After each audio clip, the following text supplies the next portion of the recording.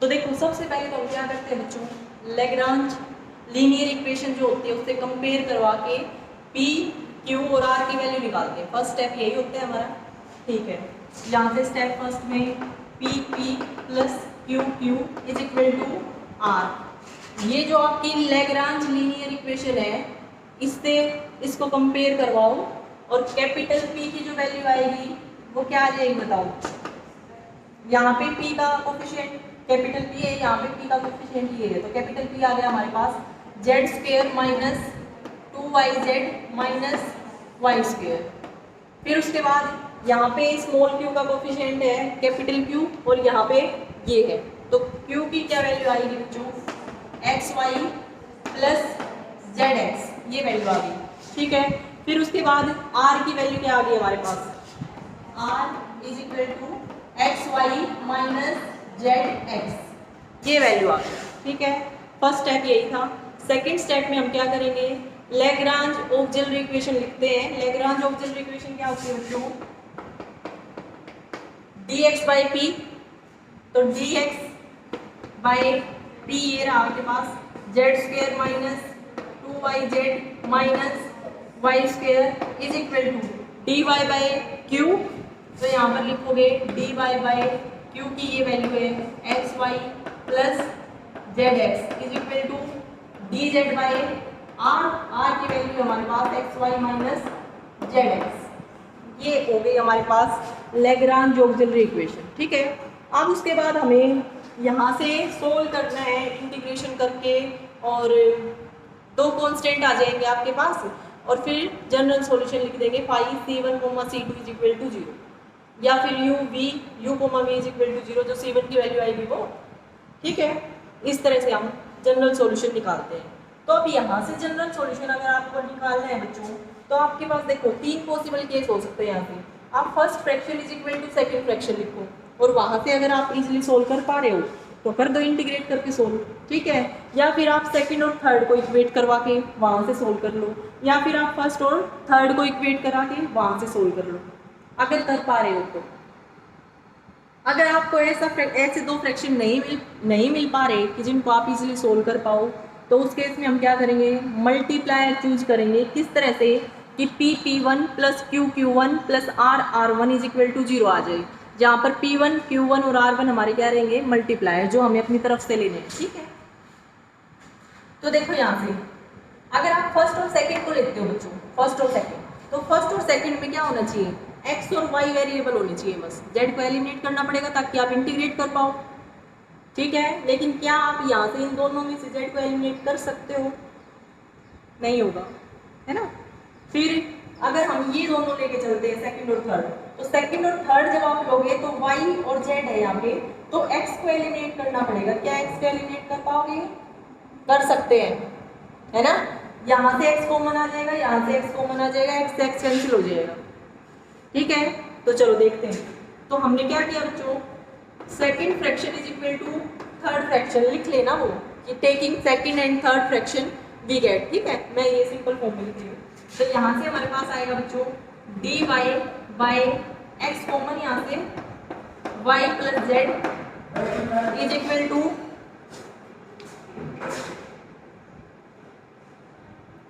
यहाँ से क्या आएगा D Z by X Y minus Z, ये आ गया हमारे पास, ठीक है बच्चों, ठीक है। ये आ गया। अब यहाँ से x कैंसिल हो जाएगा, x से x कैंसिल करने के बाद अब हम क्या करेंगे, इसको इधर लेके आएंगे, इसको यहाँ पे चलो क्रॉस मल्टीप्लाई करो। क्रॉस मल्टीप्लाई करने पर आपके पास क्या आएगा, देखो y माइनस जेड किससे मल्टीप्लाई करोगे, तो क्या आएगा y dy minus Z dy is equal to, ठीक है। यहाँ पर y प्लस जेड किससे मल्टीप्लाई करोगे, तो क्या आएगा y D Z plus Z D Z. यहाँ पर हमारे पास आएगा बच्चों y D Z plus Z D Z, ये आ गया, ठीक है। अब देखो y dy, इसको तो इंटीग्रेट कर देंगे, y स्क्वायर बाई 2 आ जाएगा, कोई दिक्कत नहीं है। z डी जेड, इसको भी इंटीग्रेट कर देंगे, z स्क्वायर बाई 2 आ जाएगा। लेकिन यहाँ पर तो z dy है और यहाँ पर y डी जेड है, तो इसको क्या करेंगे, एक एक आपके पास देखो मल्टीप्लाई वाला वो होता है ना u इंटू वी करके, यहाँ से देखो अगर आपके पास ये लिखा हुआ है डी एक्स वाई, इस बात का क्या मतलब है कि first as it is, second का डेरिवेटिव, फिर plus Y as it is, फिर एक्स का डेरिवेटिव, यही होता है। तो हम इसका यूज कर सकते हैं यहाँ पे, क्योंकि इसी तरह से तो दिख रहा है हमें जेड डी वाई और वाई डी जेड, लेकिन बीच में प्लस का साइन होना चाहिए, बीच में प्लस का साइन होना चाहिए आपके पास। तो यहाँ से हम नेक्स्ट स्टेप पे बच्चों क्या करेंगे, देखो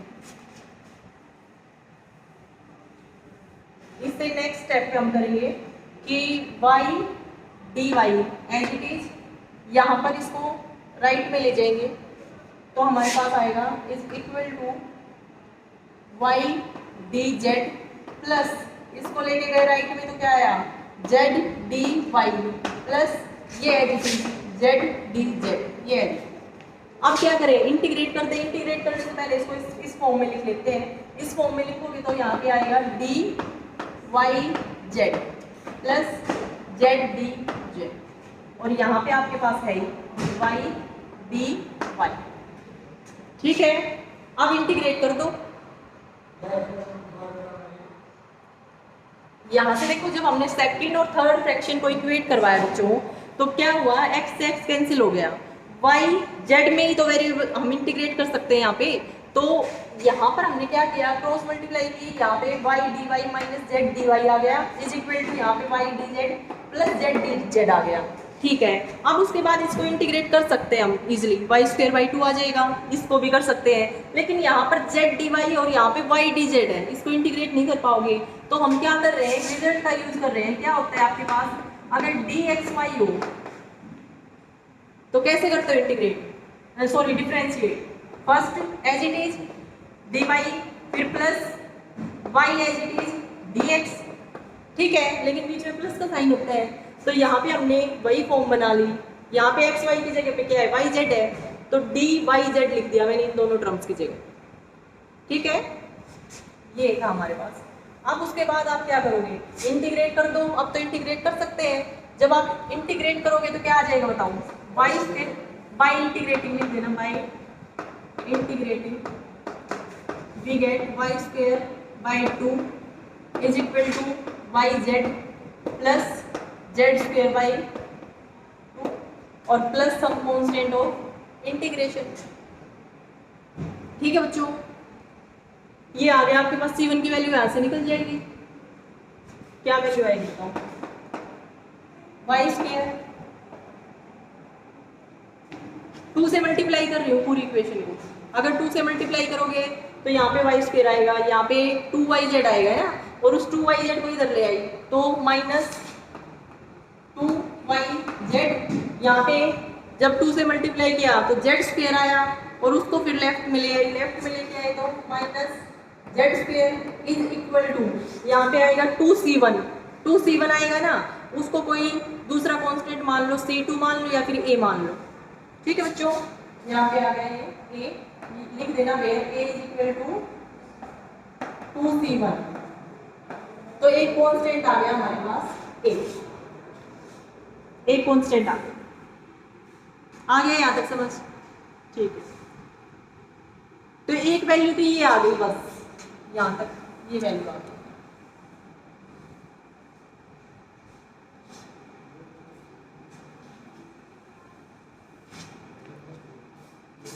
जब हमने सेकंड और थर्ड को सोल्व किया तो ये वैल्यू आ गई। अब फर्स्ट और सेकंड को आप कर नहीं पा रहे, बता दिया मैंने। अगर हम फर्स्ट और थर्ड लेते हैं बच्चों, तो फर्स्ट और थर्ड में आपको क्या करना पड़ेगा, y को एलिमिनेट करना पड़ेगा, क्योंकि ये dx है ये dz है, तो इंटीग्रेट करोगे तो y नहीं होना चाहिए ना। तो y को क्या आप इसकी और इसकी हेल्प से y को एलिमिनेट कर सकते हो, नहीं। अगर y एलिमिनेट नहीं हो रहा तो क्या करोगे, या तो आप इसका यूज कर लो, इसका यूज कर पा रहे हो तो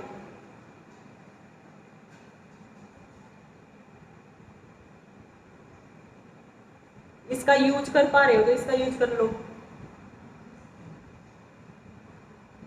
लेकिन अगर इसका यूज भी कर लिया, 1% मान लो हमने यहाँ पे यूज कर लिया, इस वैल्यू का हमने यूज कर लिया, मान लो a प्लस जेड स्क्वायर आ जाएगा, है ना।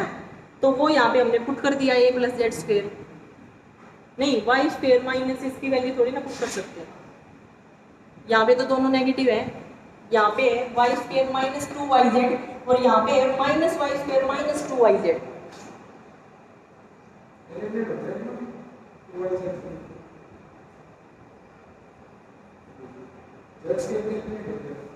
कैसे होगा? देखो अगर इसको और इसको लेके चल रहे हो आप, तो यहाँ पर वैल्यू पुट कर भी दी 1% आपने, तो यहाँ से y को कैसे एलिमिनेट करोगे? ठीक है, हिट एंड ट्रायल मेथड से देखना है बच्चों, यहाँ पे मल्टीप्लायर लेने पड़ेंगे हमें। आप बताओ अगर वैसे कर पा रहे हो तो देख लो, यहाँ पे आप चलो ठीक है, यहाँ से आपने किसी तरह y को कर दिया, इसकी वैल्यू पुट करके y को एलिमिनेट कर दिया यहाँ से, लेकिन यहाँ से तो हो गया, यहाँ पे y है, इसका क्या करोगे?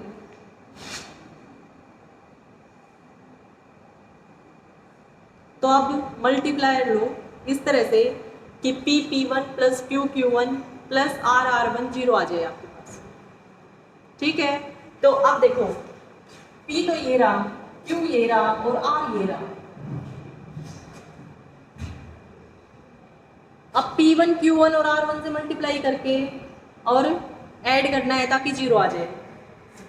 अब एक टर्म को लेके चलो, कर पा रहे हो यानी यहाँ पर है zx, यहाँ पर है zx प्लस माइनस, इन दोनों को तो ऐड कर देगी तो दोनों एक दूसरे से कैंसिल हो जाएंगी, है ना।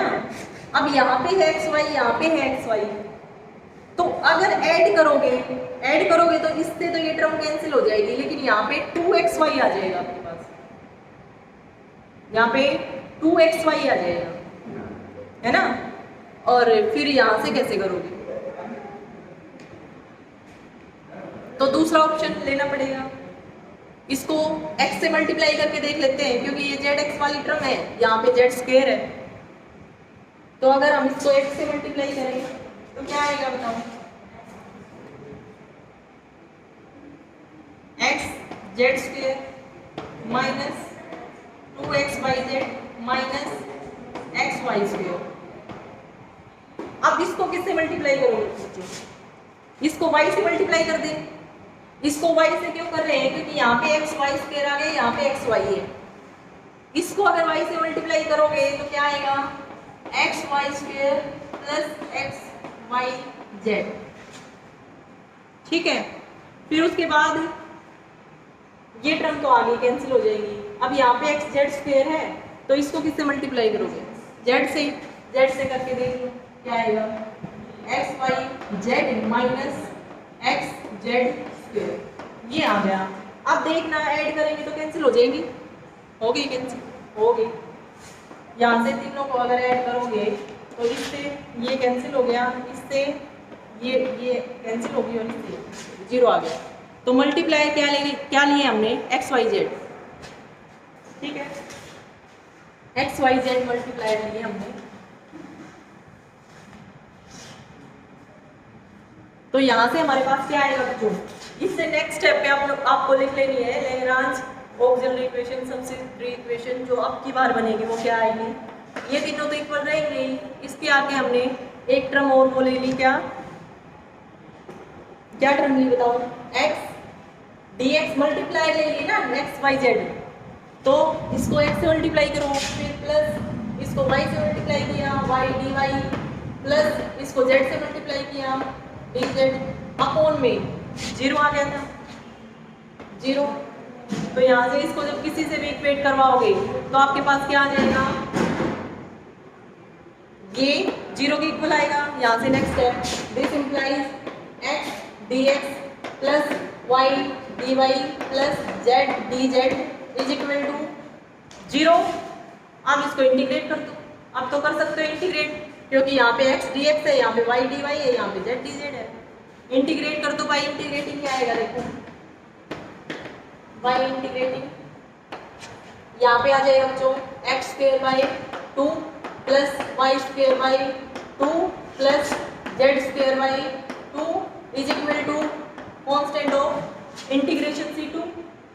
अब 2 से मल्टीप्लाई कर दो या 2 एलसीएम लेके इधर ले आओ, तो क्या आ जाएगा? ये 2 सब में से 1/2 कॉमन निकल जाएगा ना, और इधर आया तो 2c2 हो जाएगा।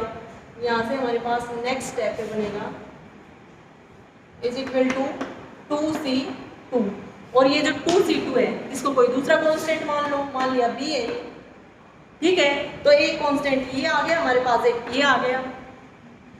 आप जनरल सॉल्यूशन लिखोगे तो जनरल सॉल्यूशन जब आप लिखोगे तो क्या आ जाएगा जनरल सॉल्यूशन 5, ये यहीं पे लिख दूँ ना, चलो 5 क्या आएगा बच्चों बताओ, Y square minus 2yz minus Z square comma ये जो सेकंड कांस्टेंट की वैल्यू आई X square plus Y square plus Z square is equal to 0। ये आपका जनरल सॉल्यूशन आ गया लेवल पे, ठीक है। कर लोगे इस टाइप के क्वेश्चंस कर लेना।